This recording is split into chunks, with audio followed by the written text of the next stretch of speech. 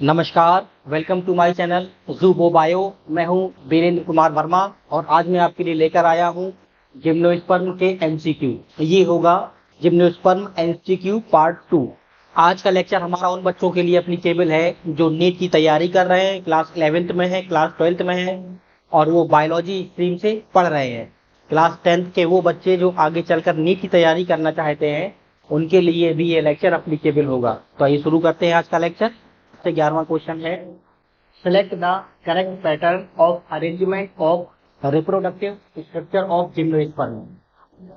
ये आपको reproductive structure of gymnosperm के बारे में बताना है कि कैसे कैसे वो होता है। ये 4 ऑप्शन दे रखे हैं आपके स्क्रीन पर। ए ऑप्शन है स्पोर्स, स्पोरोफिल, स्पोरेंजिया और स्ट्रोबिली। फिर है spores, sporangia, sporophyll, strobili, sporangia, sporophyll, spore, strobili. और डी ऑप्शन है spores, sporangia, strobili and sporophyll. Actually में इसका आपको पैटर्न बताना है। जैसे जो स्पोर्स है वो बनते हैं स्पोरेंजिया के अंदर, और स्पोरेंजिया कहाँ लगी रहती है? स्पोरेंजिया लगी रहती है स्पोरोफिल की निचली सतह में, यानी जो पत्ती होती है, लीफ होती है, उसकी निचली सतह में स्पोरेंजिया लगी रहती है और स्पोरेंजिया में स्पोर बनते हैं। अब ये स्पोरोफिल मिलके क्या स्ट्रक्चर बनाते हैं? ये स्पोरोफिल मिलके स्ट्रोबिली बनाते हैं। स्ट्रोबिली जो स्ट्रक्चर होता है कोन के इक्विवेलेंट होता है। इसका जो ऑप्शन होगा, इसका आंसर होगा ऑप्शन बी। ये एक जिम्नोस्पर्म की लाइफ साइकिल दिखाई गई है। इसमें जो आपके स्पोर हैं, अब चाहे वो माइक्रो स्पोर हो या मेगा स्पोर हो, ये बनते हैं। माइक्रो स्पोर बनता है माइक्रो स्पोरेंजिया से और मेगा स्पोर बनता है मेगा स्पोरेंजिया से। ये दोनों ही स्पोरेंजिया लगे रहते हैं इस लीफ की निचली सतह पर, और इस लीफ को हम बोलते हैं स्पोरोफिल। माइक्रो स्पोरोफिल या मेगा स्पोरोफिल, इसको बोलते हैं स्पोरोफिल। और ये स्पोरोफिल मिला के, ये एक स्पोरोफिल का स्ट्रक्चर दे रखा है इन्होंने। ये स्पोरोफिल मिला के स्ट्रक्चर बनाता है स्ट्रोबिली का, जो इक्विवेलेंट होता है कोन के। यही पैटर्न है। स्पोर स्पोरेंजिया में बनते हैं। स्पोरेंजिया स्पोरोफिल की निचली सतह पर होती है। स्पोरोफिल मिलकर बनाते हैं स्ट्रोबिली, जो स्ट्रक्चर है कोन के इक्विवेलेंट होता है। अब बढ़ते हैं नेक्स्ट क्वेश्चन की तरफ। इन पाइनस में strobilus bear a large number of anthers, stamens, microsporophyll या मेगा स्पोरोफिल। ये 4 ऑप्शन दे रखे हैं, इनमें से आपको बताना है कौन सा सही है।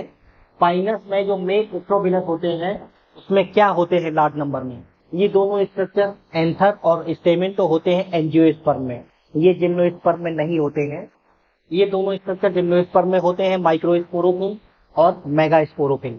मेगा स्पोरोफिल होता है फीमेल रिप्रोडक्टिव स्ट्रक्चर, और जो माइक्रोस्पोरोफिल होता है वो होता है मेल स्ट्रोबिलस के अंदर। अभी हमने इससे पहले फिगर दिखाया था एक, जो 12वां क्वेश्चन है उसका आंसर होगा ऑप्शन सी। इसमें ये जो पाइनस ट्री होता है वो एक मोनोइशियस प्लांट होता है, यानी मेल और फीमेल जो स्ट्रक्चर होते हैं एक ही प्लांट के अंदर होते हैं। इसमें ये देखिए पाइनस मेल एंड फीमेल स्ट्रोबिली। इसमें स्ट्रोबिली में अंदर जो है माइक्रोस्पोरेंजियम और मेगा स्पोरेंजियम दोनों होते हैं। माइक्रोस्पोरेंजियम मेल रिप्रोडक्टिव स्ट्रक्चर है और mega sporangium female reproductive structure है। Heterospory is found in some members of plants and all members of. जो हेटेरोस्पोरी है, हेटेरोस्पोरस प्लांट, उसकी शुरुआत कहाँ से होती है? उसकी शुरुआत होती है टेरिडोफाइटा से। टेरिडोफाइटा ही ऐसा ग्रुप है जहां पर हेटेरोस्पोरी इनिशिएट होती है, प्रारंभ होती है। और ये एंड ऑल मेंबर्स ऑफ, और किन ऑल मेंबर्स में ये पाई जाती है? ये जिम्नोस्पर्म और एंजियोस्पर्म दोनों में होती है। तो देख लेते हैं इसका आंसर कौन सा होगा। टेरिडोफाइटा, ब्रायोफाइटा, जी नहीं, टेरिडोफाइटा एंड स्पर्मेटोफाइटा। इसका जो आंसर होगा वो होगा option D, pteridophyta and Spermatophyta.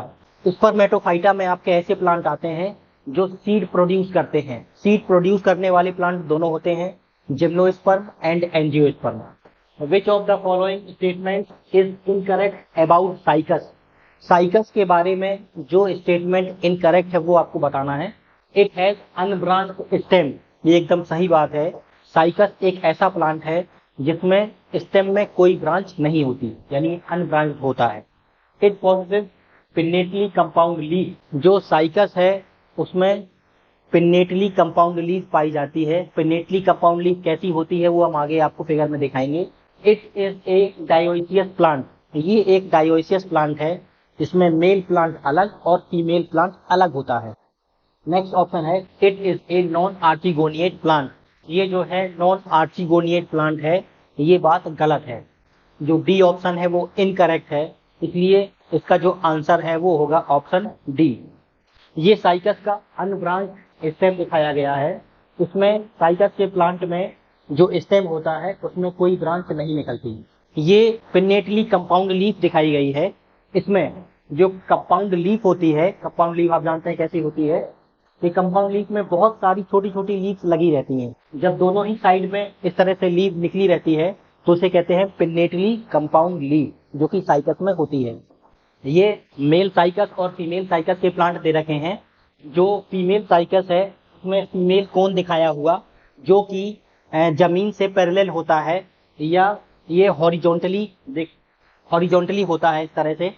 और जो मेल कोन है वो अर्थ से इस तरह से वर्टिकली लगा हुआ होता है।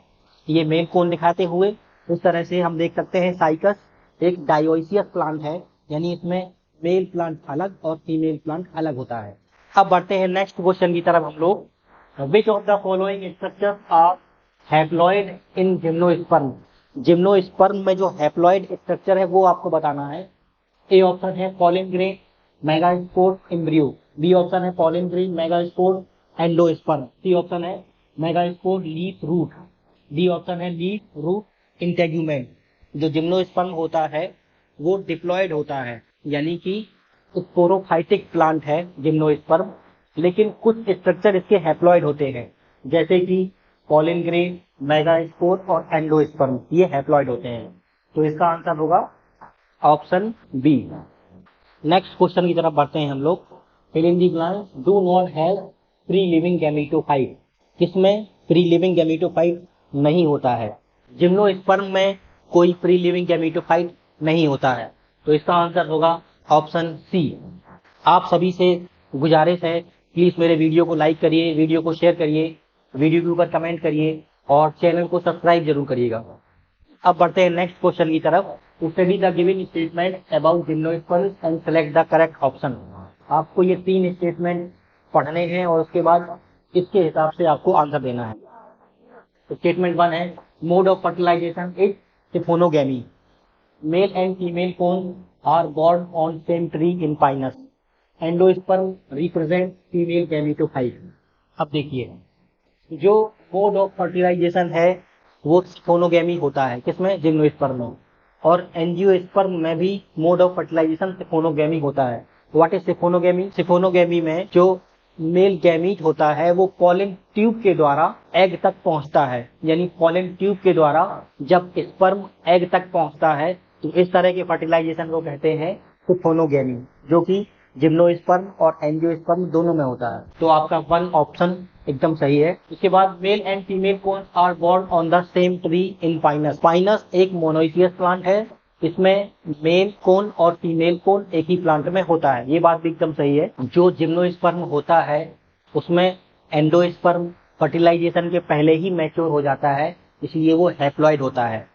और जो एंजियोस्पर्म होता है उसका जो एंडोस्पर्म होता है वो फर्टिलाइजेशन के बाद मैच्योर होता है, इसलिए वो ट्रिप्लॉइड होता है। तो अब इसके हिसाब से आप देख लीजिए कौन सा आंसर सही होगा। ये तीनों ही स्टेटमेंट आपके सही है।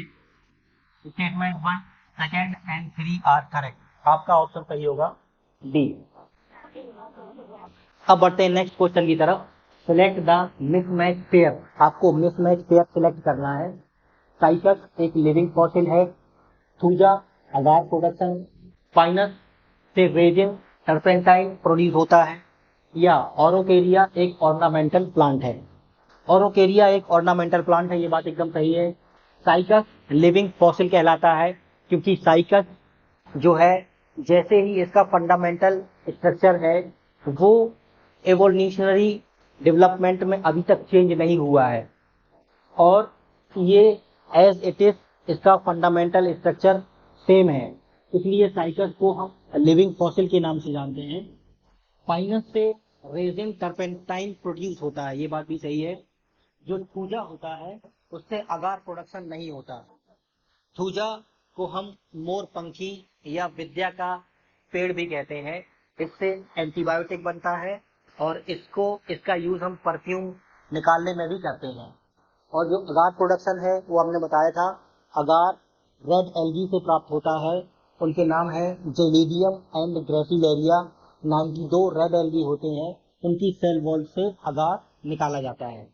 तो इसका जो आंसर होगा ऑप्शन बी इनकरेक्ट है, मिसमैच है, इसलिए बी ऑप्शन सही है। ये आप देख रहे हैं थूजा प्लिकाटा का ट्री। इससे इसकी जो वुड होती है उससे एंटीबायोटिक निकाली जाती है। ये है थूजा, जिसे मोर पंखी या विद्या का पेड़ भी कहते हैं। इससे आपका परफ्यूम बनाया जाता है। ये ओरोकेरिया का प्लांट आप देख रहे हैं। एक ओरोकेरिया का ये छोटा सा प्लांट है और ये ओरोकेरिया का ट्री है। दोनों ही सजावटी पौधे हैं, ऑर्नामेंटल ट्री है। अब बढ़ते हैं हम लोग नेक्स्ट क्वेश्चन की तरफ। Gymnosperm called and living fossil is cycas, ginkgo, juniperus, both A and B. Cycas और जिंगो का जो फंडामेंटल स्ट्रक्चर है वो चेंज नहीं हुआ है, इसलिए इसको लिविंग फॉसिल्स कहते हैं। तो इसका आंसर होगा answer option B, both A and B. ये हमने उसका फिगर दिखाया है। जिंगो बाइलोबा का ये छोटा सा प्लांट गमले में लगा हुआ दिखाया गया है। इसके बाद ये जिंगो बाइलोबा का ये पूरा ट्री दिखाया गया है। ये जिंगो बाइलोबा और साइकस दोनों ही लिविंग फॉसिल कहलाते हैं। ये साइकस रिवोल्यूटा का फिगर है। Which of the following characters represent the affinities of Netum with angiosperms and differences with Cycas and Pinus? जो नीटम है वो एंजियोस्पर्म से सिमिलरिटीज रखता है और जिम्नोस्पर्म जैसे साइकस और पाइनस से डिफरेंसेस रखता है। तो आपको बताना है कि वो कौन से कैरेक्टर हैं कि एंजियोस्पर्म से जो सिमिलरिटीज रखते हैं। जैसे प्रेजेंस ऑफ जाइलम वैसियस and absence of archegonia, period and tooth integument, embryo development and apical meristem, फिर है absence of radiant duct and leaf venation। इसका जो आंसर होगा वो होगा option A, presence of xylem वैसियस and absence of archegonia. Generally जो gymnosperm होते हैं उनमें जाइलम वैसियस एब्सेंट होती है और आर्चिगोनिया प्रेजेंट होती है, लेकिन जो नीटम है उसमें जाइलम वैसियस प्रेजेंट है और आर्चिगोनिया एब्सेंट है, इसलिए ये एंजियोस्पर्म से सिमिलरिटीज रखता है और जिम्नोस्पर्म से डिफरेंसेस रखता है। ये फिगर है नीटम नीमोन का। ये एंजियोस्पर्म से सिमिलरिटीज रखता है क्योंकि ये एक ऐसा प्लांट है जो दूसरे प्लांट के सहारे चढ़ता है, मतलब ऊपर चढ़ जाता है, एक तरह से लता के तरीके का है ये, जो जिम्नोस्पर्म में देखने को नहीं मिलता, एंजियोस्पर्म में देखने को मिलता है। पुनः आप सभी से गुजारिश है, प्लीज मेरे वीडियो को लाइक करिए, वीडियो को शेयर करिए, वीडियो के ऊपर कमेंट करिए और चैनल को सब्सक्राइब जरूर करिएगा। Thank you, have a nice day.